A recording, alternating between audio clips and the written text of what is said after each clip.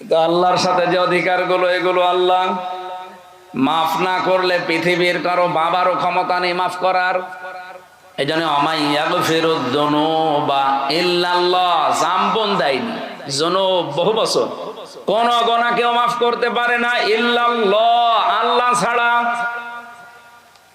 এই লোকটা যখন ডাক দিয়েছে ভাতিজা মাফ করে দিও নবীজিকে, সঙ্গে সঙ্গে কোরআনে কারিমের আয়াত নাজিল করে আল্লাহ সতর্ক বাণী দিয়েছেন, ইন্নাকা লা তাহদি মান আহবাবতা ওয়ালাকিন্নাল্লাহা ইয়াহদি মান ইয়াশা ওয়া হুয়া আ'লামু বিল মুহতাদিন।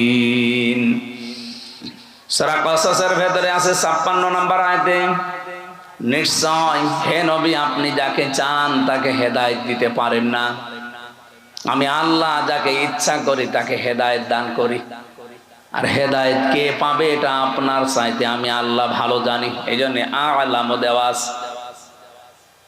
এরপরেও নবীজির মন মানছিল না, কারণ এত কষ্ট পৃথিবীতে রাসূলুল্লাহর পেছনে কেউ করে নাই। সেই জন্ম থেকে শুরু করে একেবারে প্রাপ্তবয়স্ক পর্যন্ত রাসূলুল্লাহ তার পেছনে এত, এই লোকটা রাসূলুল্লাহর পেছনে এত সময় দিয়েছে, শ্রম দিয়েছে, বাড়িতে রেখে খাবার খাওয়িয়েছে, লালন পালন করা যারে বলে। বিশ্বনবী মুহাম্মদ রাসূলুল্লাহর মন মানে না, এজন্য তিনি আবু তালিবের কবরের পাশে গিয়ে দোয়া করেছিলেন, মাপ চেয়েছিলেন আল্লাহর কাছে, রব্বুল আলামিন তুমি আমার চাচা আবু তালিবকে মাফ করে দাও। সঙ্গে সঙ্গে জিবরাইল এসে বললেন, হে নবী হাত নামান। কার জন্য হাত তুলেছেন?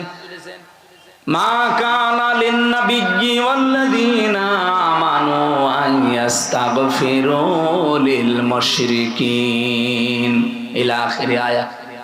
সূরা তাওবার 113 নম্বর আয়াতের প্রথম অংশে আছে, কোন নবীর জন্য, কোন ইমানদারের জন্য জায়েজ না, শোভনীয় না, উচিত না যে কোন মুশরিক মারা গেলে তার জন্য ক্ষমা চাবে।